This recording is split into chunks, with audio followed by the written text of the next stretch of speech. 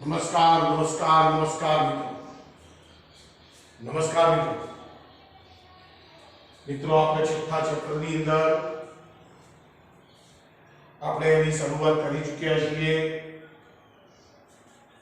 અને ચલબળ વડે થતું કાર્ય આપણે મેળવી ચૂક્યા છીએ। મિત્રો ચલબળ કોને કહેવાય કે પદાર્થ જ્યારે ગતિ કરતો હોય એ દરમિયાન એના સ્થાન સાથે કે સમય સાથે એ બળનું મૂલ્ય જો બદલાતું રહેતું હોય તો મિત્રો એવા બળને ચલ બળ કહેવાય। મિત્રો ગઈ વખતે આપણે જે ચલબળનો કિસ્સો લીધો છે અને એના દ્વારા થતું કાર્ય શોધ્યું છે તો મિત્રો એમાં આપણે F વિરુદ્ધ x બળ વિરુદ્ધ સ્થાનાંતરનો આપણે આલેખ દોર્યો અને એ આલેખ દ્વારા જે ઘેરાતું ક્ષેત્રફળ એ ક્ષેત્રફળ શોધવાનો પ્રયત્ન કરેલો। મિત્રો એ કાર્ય w બરાબર ઇન સમેશન ઓફ xi થી xf f delta x। xi શું છે પદાર્થની પ્રારંભિક સ્થાન, xf શું છે પદાર્થનું અંતિમ સ્થાન। तो मित्रों मैं limit delta t tending to 0 ना लक्ष्य विचारू w is equal to integration of xi થી xf f dx। तो मित्रों चल बळ वडे थતું कार्य जो તમારે શોધવું હોય તો મિત્રો તમે આ સૂત્રનો ઉપયોગ કરી શકો।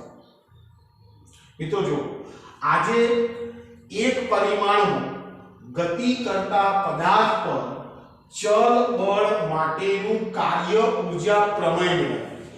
મિત્રો ગયા લેક્ચરમાં કાર્ય ઊર્જા પ્રમેય આવી ગયું છે W બરાબર ડેલ્ટા K।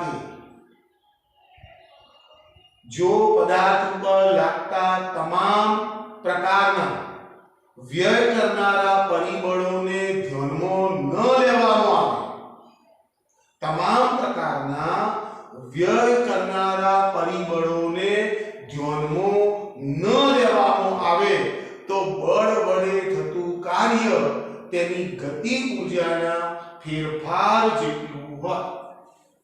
આ છે કાર્ય ઊર્જા પ્રમેય। તો મિત્રો મારે એક પરિમાણમાં ગતિ કરતા પદાર્થ પર ચલ બળ માટેનો કાર્ય ઊર્જા પ્રમેય મેળવવો છે।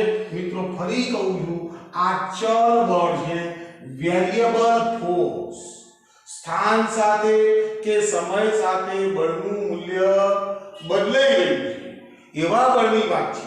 નંબર 2 એક પરિમાણનો વાત છે। તો મિત્રો હું ધારી લઉં કે મારી પાસે એક m દળ ધરાવતો પદાર્થ છે, m દળ ધરાવતો પદાર્થ ધન x દિશામાં v ઝડપથી કે v વેગથી ગતિ કરે છે। મિત્રો મેં ધારી લીધું કે ધારો કે મારી પાસે એક m દળ ધરાવતો પદાર્થ છે, ધન x દિશામાં v વેગથી ગતિ કરે છે। તો મિત્રો એની ગતિ ઊર્જા કેટલી હશે?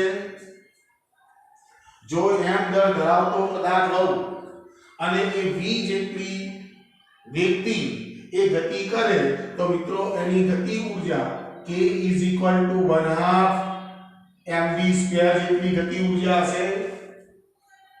મિત્રો ફરી સમજો, m દળ ધરાવતો પદાર્થ ધન x દિશામાં v વેગથી ગતિ કરે તો એની ગતિ ઊર્જા v = 1/2 mv² જેટલી હશે। મિત્રો આ ગતિ ઊર્જા સમય સાથે બદલાતી હશે। કેમ? चल बळ पदार्थ पर लागતું બળ સ્થાન કે સમય સાથે બદલાઈ રહ્યું છે માટે આ ગતિ ઊર્જા અચળ હશે નહીં, આ ગતિ ઊર્જા કોન્સ્ટન્ટ રહેશે નહીં। માટે હું સમીકરણનું t સાપેક્ષ વિકલન લેતા આ સમીકરણનું હું t સાપેક્ષ વિકલન લઉં છું। એનો અર્થ શું થયો કે મેં બળ એવું વિચાર્યું છે કે જે સમય સાથે બદલાઈ રહ્યું છે અને બળ બદલાશે તો એનો વેગ બદલાશે, અને વેગ બદલાશે તો એની ગતિ ઊર્જા બદલાશે. તો મિત્રો જો આનું t સાપેક્ષ વિકલન કરવું જરા ધ્યાનથી, તો dk dt એનો સંકેત હવે આપણે જાણીએ. કોનું વિકલન કર્યું? k. કોની સાપેક્ષમાં કર્યું? t ના સાપેક્ષમાં. તો dk dt. ચલો ચલો અચળાંક m નો m. ચલો પદાર્થનું દળ સમય સાથે બદલાતું નથી એટલે m નો m. મિત્રો વેગ સમય સાથે બદલાય છે તો તો મિત્રો v² નું વિકલન કર્યું, પણ મિત્રો કોના સાપેક્ષમાં કરવાનું છે? સમયના સાપેક્ષમાં. એટલે જો આનું વિકલન કરું ધ્યાનથી જોજો, 2v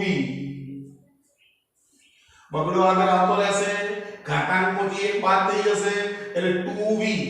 હવે મિત્રો ધ્યાનથી, હવે v નું વિકલન પાછું કરવું પડે. જો v નું v ના સાપેક્ષમાં વિકલન કરવાનું હોત ને તો આપણું કામકાજ એકડી પૂરું થઈ જાય, કારણ કે v નું v ના સાપેક્ષમાં વિકલન 1 થાય. પણ મેં કોના સાપેક્ષમાં કર્યું છે? t ના સાપેક્ષમાં. તો મિત્રો હજી v નું વિકલન કરવું પડે. તો v નું વિકલન કરું છું ઇન્ટુ dv/dt. મિત્રો આ સ્ટેપ સમજજો બરોબર. ફરીથી જો k નું t સાપેક્ષ વિકલન કરવાનું હતું એટલે dk/dt લખ્યું. ચાલો અચળાંક તો મૂકી રાખ્યો, દળ સમય સાથે બદલાય ને એટલે એને મૂકી રાખ્યું. v² નું વિકલન 2v કર્યું, v નું t ના સાપેક્ષમાં વિકલન એટલે dv/dt. હવે મિત્રો dv/dt એટલે વેગનું સમયના સાપેક્ષમાં વિકલન કોણ આપે? કઈ ભૌતિક રાશિ આપે? તો કે પ્રવેગ. તો મિત્રો dv/dt પ્રવેગ કરી શકું, સાથે સાથે આ બગડો ઉડી જશે. જો તો therefore dk/dt ચલો mv into a. dv/dt એટલે પ્રવેગ થઈ જશે, બગડો કેન્સલ થઈ ગયો. તો dk/dt mv into a આવ્યો. તો મિત્રો આવું લખું m into a into v. જો આ તો ગુણાકારની ક્રિયા છે એટલે a ને આગળ લઈ દીધો. મને ફાયદો શું થાય મિત્રો? જો m into a એટલે પાછો યાદ થઈ જશે. તો જોજો મિત્રો, તો હું નવું સ્ટેપ લખું છું. therefore dk/dt ચલો m into a બરાબર f. m into a બરાબર f કર્યું. હવે વેગ છે મિત્રો. જો વેગ એટલે શું? સ્થાનાંતરનું સમયના સાપેક્ષમાં એક વખત વિકલન. વેગ એટલે શું? તો સ્થાનાંતરનું સમયના સાપેક્ષમાં વિકલન. તો મિત્રો આની જગ્યાએ આવું લખું dx/dt. મિત્રો બરોબર મેથેમેટિક્સ ને સમજજો. ચલો આ dt કેન્સલ, બરાબર છે. તો મારી પાસે શું આવશે? dk f into dx. મિત્રો બરોબર સમજો, dk f into dx. મિત્રો આ સૂત્ર ખૂબ અગત્યનું છે આપણા માટે. dk એટલે શું? ગતિ ઊર્જાનો થતો ફેરફાર. dx એટલે શું? સ્થાનમાં થતો ફેરફાર. હવે મિત્રો ધ્યાનથી માની લો, ધારો કે આ પ્રારંભિક ગતિ ઊર્જા હતી. એ પ્રારંભિક ધારો કે પ્રારંભિક સ્થાન xi અને ગતિ ઊર્જા ki છે. I for initial તમે 1 પણ કહી શકો. પ્રારંભિક સ્થાન x1 અને ગતિ ઊર્જા k1 છે એવું કહી શકો. પણ I for initial એટલે પ્રારંભિક. ચલો ધારો કે પ્રારંભિક સ્થાન xi અને ગતિ ઊર્જા ki છે. જ્યારે અંતિમ સ્થાન xf અને ગતિ ઊર્જા kf છે. f for final. બરાબર છે. તો મિત્રો આ જે સ્થાનો છે અને એની ગતિ ઊર્જા છે એને ધ્યાનમાં રાખી અને આ સમીકરણનું હું સંકલન કરું. તો તો મિત્રો ધ્યાનથી જોજો therefore integration of kith into dk મિત્રો ધ્યાનથી આને કહેવામાં આવે છે નિયત સંકલન ની અંદર આ લોઅર લિમિટ કહેવાય આ અપર લિમિટ કહેવાય લોઅર લિમિટ અપર લિમિટ તો is equal to ચલો મિત્રો ધ્યાનથી ચલો f m ના m integration of xi થી xf into dx બંને બાજુ મેં એની સીમાઓ ધારી છે મિત્રો તો મિત્રો ધ્યાનથી હવે આનું મારે સંકલન કરવું પડે હવે સંકલન કરવું એટલે ડેરિવેટિવ એટલે વિકલન નીકળી જાય એટલે ખરેખર શું થાય છે મિત્રો મેથેમેટિક્સ જોજો is equal to k અને એને ચોરસ કૌંસમાં મૂકવાનું હવે એનું સંકલન થઈ ગયું બરાબર છે તો આ ki અને kf આ એની લિમિટો અપર લિમિટ અને lower limit is equal to f into dx ની જગ્યાએ x થઈ જશે xi થી xf હવે મિત્રો સંકલન મેં કરી નાખ્યું છે હવે અપર લિમિટ માંથી લોઅર લિમિટ બાદ કરવી પડે તો મિત્રો ધ્યાનથી જોજો મિત્રો તમે ઉતારતા રહેજો જરા અને સાથે સાથે સમજતા રહેજો જો અહીં ગાડી અપર લિમિટ કેટલી છે ki લોઅર લિમિટ કેટલી છે ki તો મિત્રો આનો જવાબ આવો આવે જો kf ki અપર લિમિટ માંથી લોઅર લિમિટ બાદ કરવાનું તો is equal to જો f into અહીંયા આવશે જો xf minus xi હવે મિત્રો આ સૂત્ર જોજો જો kf minus ki એટલે ગતિ ઊર્જામાં થતો ફેરફાર થયો તો આની જગ્યાએ હું ડેલ્ટા x અને ડેલ્ટા k મૂકી શકું delta k is equal to જો f into જો સ્થાનમાં થતો ફેરફાર તો ડેલ્ટા x મૂકી શકું તો મિત્રો જોજો આ શું આવ્યું therefore delta k is equal to f into delta x means w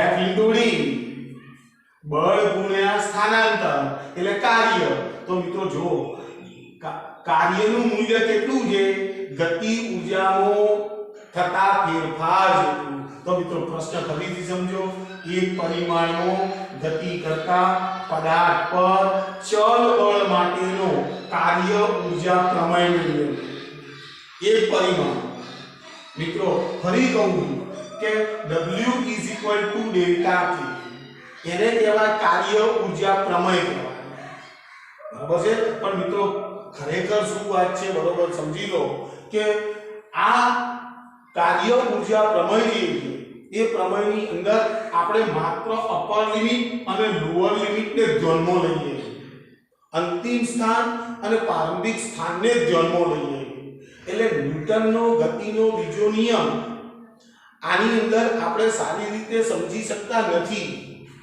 આ વસ્તુ આપણને સંપૂર્ણ માહિતી પૂરી પાડી શકતું નથી આ મિત્રો બરોબર સમજજો આ માત્ર ને માત્ર એનું સંકલિત સ્વરૂપ છે બરાબર છે મિત્રો તો મિત્રો ધ્યાનથી સ્ટેપોને વ્યવસ્થિત સમજજો મિત્રો આ પ્રશ્ન તમારે તૈયાર કરવાનો નથી પણ મિત્રો જ્યારે તમારે દાખલા ગણવાના હશે તો એ વખતે આ બધી ક્રિયાઓનો આપણે ઉપયોગ કરવાના છીએ તો આના પછી પહેલા ઉતારી લો પછી હું તમને બે ત્રણ નમૂના એના આપું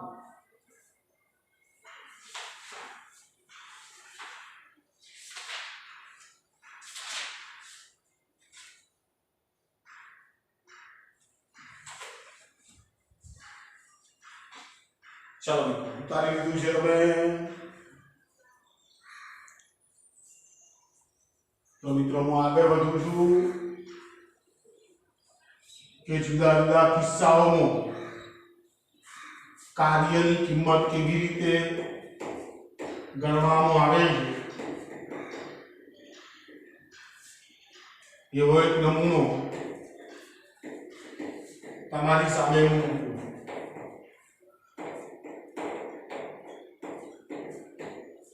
તો મિત્રો મને એક રકમ આપેલી છે જો સાંભળજો જરા તમે પણ લખજો સાથે સાથે બળ Fx is equal to 4x cube minus 3x square plus 2x plus 5 into એકમ સદિશ of I ન્યૂટનની અસર હેઠળ મિત્રો ધ્યાનથી થોડું તમારે લખવું પડશે બળ F x બરાબર 4x cube minus 3x square plus 2x plus 5 કૌંસ પૂરો એકમ સદિશ of I ન્યૂટનની આ ન્યૂટનનું આપ્યું છે ન્યૂટનની અસર હેઠળ એક કણનું સ્થાનાંતર x અક્ષ પર x બરાબર 0 થી x બરાબર 0 થી x બરાબર 2 મીટર થાય છે તો આ કણ પર થતું કાર્ય શોધો તો કણ પર થતું કાર્ય શોધો મિત્રો રકમ બરોબર લખજો ચલો મિત્રો જો સમજો બરોબર જો આ fx આપી fx બરાબર છે એટલે f is function of x આનો અર્થ શું થાય કે આ બળ સ્થાન સાથે બદલાય છે જો 4x cube minus 3x square plus 2x plus 5 કઈ દિશામાં બળ લાગે છે ધન x દિશામાં કારણ કે અહીં એકમ સદિશ of I એટલે આ બળ જે લાગે છે એ ધન x દિશામાં લાગતું બળ છે એટલી તો ખબર પડી પણ x ની કિંમત તમે બદલશો એટલે બળની કિંમત બદલાશે એટલે તો આપણે કહીએ કે બળ એ કોનું વિધેય છે સ્થાનનું x નું ચલો કમ્પ્લીટ છે ચલો તો x બરાબર 0 થી x બરાબર 2 મીટર સ્થાનાંતર થાય તો કણ ઉપર થતું કાર્ય શોધવાનું છે તો મિત્રો જુઓ હવે મને એને x બરાબર 0 થી x બરાબર 2 મીટર એટલે સ્થાનાંતર પણ કઈ દિશામાં આપ્યું છે x દિશામાં બરાબર છે જ્યારે એના ઉપર x દિશામાં બળ લાગે ત્યારે એનું સ્થાનાંતર પણ કઈ દિશામાં થાય છે x દિશામાં થાય તો મિત્રો આનું મારે કાર્ય શોધવું છે તો કાર્ય w જોજો મિત્રો હો કાર્ય w આમ તો ખરેખર મિત્રો સૂત્ર આવું છે સદિશ f ડોટ dx સૂત્ર આવું છે આમ w બરાબર f dot dx dot product હવે તમને ખબર પડી ગઈ હશે પહેલા લેક્ચરની અંદર આ બધી ચર્ચાઓ મેં કરી છે કે કાર્ય એ અદિશ રાશિ અને બે સદિશ રાશિઓનો એ અદિશ ગુણાકાર એટલે ખરેખર આવું છે હવે મિત્રો જો f ની કિંમત f ની જે વેલ્યુ તમને આપેલી છે એમાં એકમ સદિશ of I છે dx પણ કઈ દિશામાં હશે તો કે x દિશામાં હશે તો મિત્રો જરા ધ્યાનથી એક વસ્તુ સમજાવવા જોઉં છું હું કે is equal to જો આ f તો f લખું તો 4x cube minus 3x square plus 2x plus 5 into એકમ સદિશ of I જો સદિશમાં લખવાનું હોય ને તો તમારે I લખવો જ પડે અદિશમાં ચાલે ડોટ હવે ડોટ એને ડોટ કરું dx into એકમ સદિશ of I હવે મિત્રો જો તમને કેટલીક વાતો બરોબર ધ્યાનથી સમજો જો આના પર સદિશનો એરો હતો મેં ઘડી એરો કાઢી નાખ્યો પણ મેં સાથે સાથે શું કર્યું છે dx into એકમ સદિશ of I એટલે મિત્રો જો આ સદિશ જ છે આ જો આને સદિશ કહેવાય ના કહેવાય તો કે કહેવાય કારણ કે એની પાછળ શું છે એકમ સદિશ of I એટલે સદિશ વેલ્યુ છે અને એ જ પ્રમાણે જો I નો સહગુણક I નો સહગુણક તો I ડોટ I ની કિંમત તો 1 થાય એટલે મિત્રો આનો ગુણાકાર આપણે આસાનીથી કરી શકીએ i ડોટ i ની કિંમત 1 થઈ જાય. તો મિત્રો એક વસ્તુ આ, પણ મિત્રો આપણે x બરાબર 0 થી x બરાબર 2 મીટર સ્થાનાંતર થાય એ દરમિયાન થતું કાર્ય શોધવું છે. તો મિત્રો જો હવે ફરીથી w ઇઝ ઇક્વલ ટુ જોજો ઇન્ટિગ્રેશન ઓફ 0 થી 2. આ મિત્રો જોજો ઇન્ટિગ્રેશન ઓફ 0 થી 2. હવે f ડોટ dx એ તો તમે અહીં આગળ મેળવેલું જ છે. તો i ડોટ i ની કિંમત તો 1 થઈ જશે. એટલે આનો જવાબ કેટલો આવશે? is equal to 4x cube minus 3x square plus 2x plus 5 into dx. આવું થઈ જશે. i ડોટ i ની કિંમત તો 1 થઈ જવાની.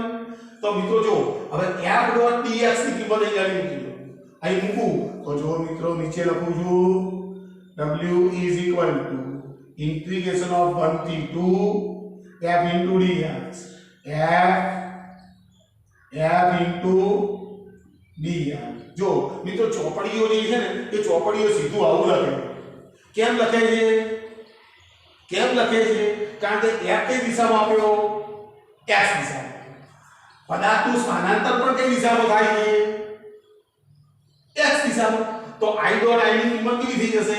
1. એટલા માટે એ લોકો ડાયરેક્ટ લખે f into dx is equal to integration of 0 થી 2 4x cube minus 3x square plus 2x plus 5 into dx. મિત્રો સંકલન ભૂલી નથી ગયા ને? ચલો અહીં ગાડી સંકલનનો નિયમ બતાવો. integration of x raised to n into dx x raised to n plus 1 ભાગ્યા n plus 1 આ નિયમ.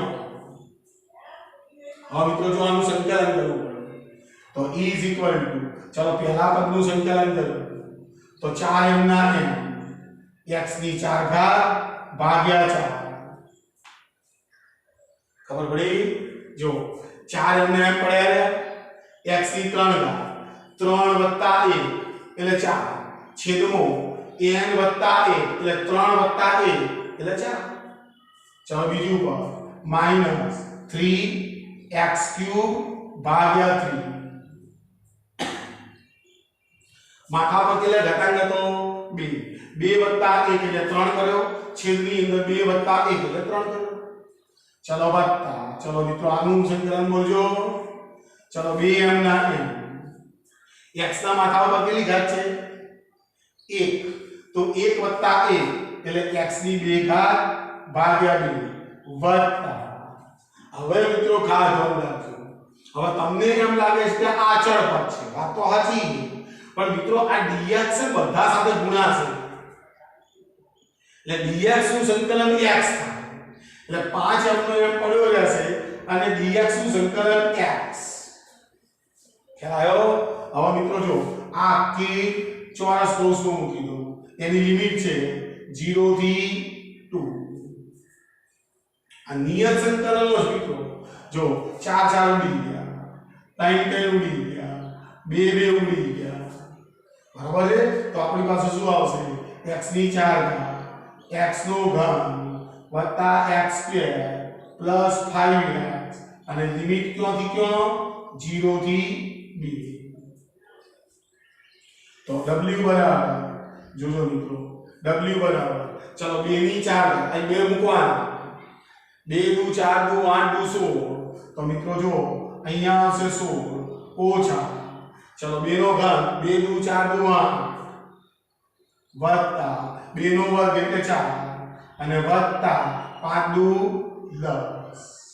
આ અપર લિમિટ મૂકીને હવે ઓછા લોઅર લિમિટ બાદ કરવાની ને.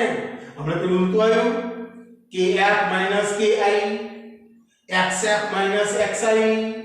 અપર લિમિટ માંથી લોઅર લિમિટ તો બાદ કરવી જ પડે, પણ મિત્રો લોઅર લિમિટ 0 છે. જો એટલે અહીં મૂકશો 0, અહીં મૂકશો 0, અહીં મૂકશો 0, અહીં મૂકશો 0. તો આની કિંમત તો 0 આવવાની. તો મિત્રો ધ્યાનથી w બરાબર ચલો આ 16 માંથી 8 ગયા એટલે 8 ને 4 12 ને 10 22 22 જૂલ કાર્યનો એકમ શું છે? જૂલ. મિત્રો પહેલા બે લેક્ચરો ફટાફટ તમે જોઈ નાખો તો હવે પછી તમને બધા લેક્ચરોમાં મજા આવશે. ચાલો મિત્રો, ઉતારો લારે સંકલનને વ્યવસ્થિત સમજો. મિત્રો નિયમોને વ્યવસ્થિત પકડો. બસ નિયમો તમે હસ્તગત કરશો તો આસાનીથી તમને જે તે સંદર્ભ સાહિત્યમાં જે છાપેલું છે એમાં તમને ખબર પડવા મળશે. અને આ સંદર્ભ સાહિત્યમાં શું કરે છે, એ લોકો કેટલાક સ્ટેપો ડાયરેક્ટ મૂકી દે.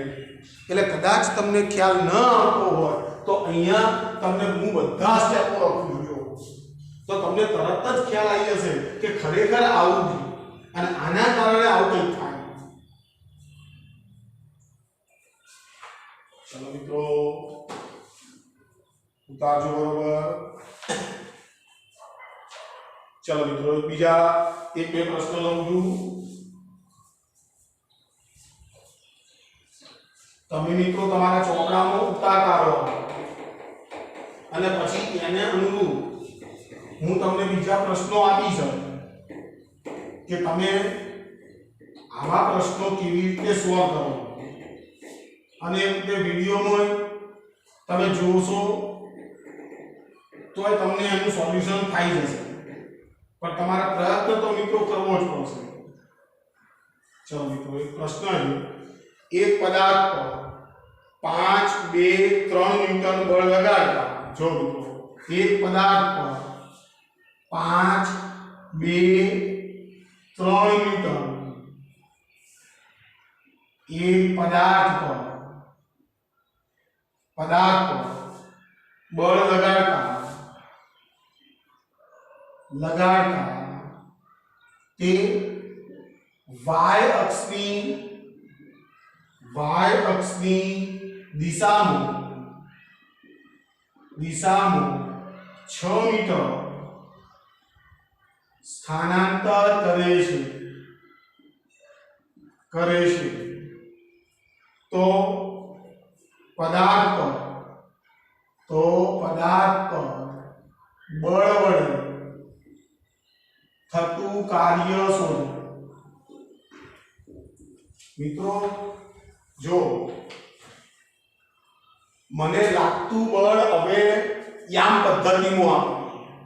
જો મિત્રો, મને લાગતું બળ જે છે યામ પદ્ધતિમાં આપેલું અને મિત્રો જો એના યામ આપેલા x યામ, y યામ અને z યામ. મિત્રો જોજો હો, બરોબર સમજજો. તો મિત્રો હું આ લાગતું બળ જે છે એને આવું લખું: F = 5y + 2j + 3k. આવી લખી નાખું ન્યૂટન. આ લાગતું બળ આટલું થયું. મિત્રો જો આ સદિશ પરિભાષા થઈ અને આ યામ પદ્ધતિ થઈ. આમ લખો કે આમ લખો, બે એક જ વસ્તુ. આ x નું i નો સહગુણક એટલે x યામ, j નો સહગુણક એટલે y યામ અને k નો સહગુણક એટલે z યામ. હવે મિત્રો શું કહેજો, તે y અક્ષની દિશામાં 6 મીટર સ્થાનાંતર કરે છે. મને સ્પષ્ટ કીધું સ્થાનાંતર કઈ દિશામાં થાય છે તો d બરાબર, જોજો d ફોર સ્થાનાંતર, ડિસ્પ્લેસમેન્ટ. પણ કઈ દિશામાં થાય છે? y અક્ષની દિશામાં. તો આને કેવું લખું હું? 6g metre. મિત્રો આ સમજો બરોબર. F = તો આપેલા હતા y અક્ષની દિશામાં 6 મીટર સ્થાનાંતર કરે છે તો બળ વડે પદાર્થ પર બળ વડે થતું કાર્ય શોધો. તો મિત્રો જો W બરાબર સદિશ F ડોટ સદિશ D.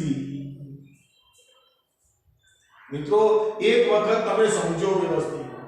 તો W = ચલો F એટલે 5i + 2j + 3k ડોટ. મિત્રો જોજો હો, 6j. હા મિત્રો, આ બધાનો મારે ડોટ પ્રોડક્ટ કરવો પડે. તો જો મિત્રો W = ચલો 6 × 5 = 30 કૌંસમાં i ડોટ j. ખ્યાલ આવ્યો તમને? i ડોટ j તો મારે કરવું જ પડશે ને. 6 × 5 નો ગુણાકાર કરવાનો પણ આ એકમ સદિશ છે એટલે i ડોટ g વત્તા જોજો 6 દુ 12 j ડોટ g બરાબર છે વત્તા 6 તરી 18 k ડોટ g મિત્રો આગળના બે લેક્ચરો પહેલા જોઈ લો વ્યવસ્થિત જો i dot i j dot j k dot k 1 થાય બાકીના બધા 0 એટલે જો મિત્રો આ 0 થઈ જશે i ડોટ j એટલે 0 k ડોટ j એટલે 0 માત્ર આ વધશે j ડોટ j એટલે 1 તો w is equal to 12 joule ખ્યાલ આવી ગયો તો મિત્રો ઉતારો બહુ સરસ પ્રશ્નો છે ચલો મિત્રો આગળ તમે મિત્રો ઉતારતા રહેજો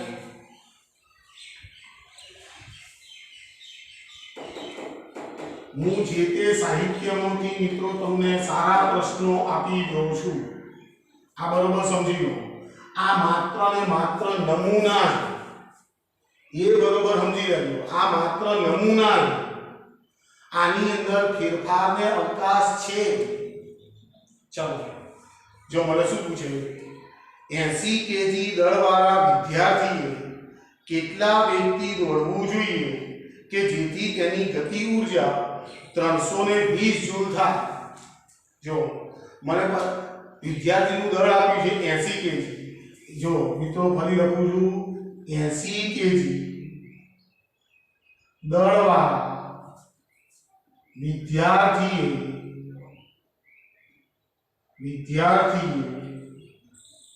કેટલા વેગથી દોડવું જોઈએ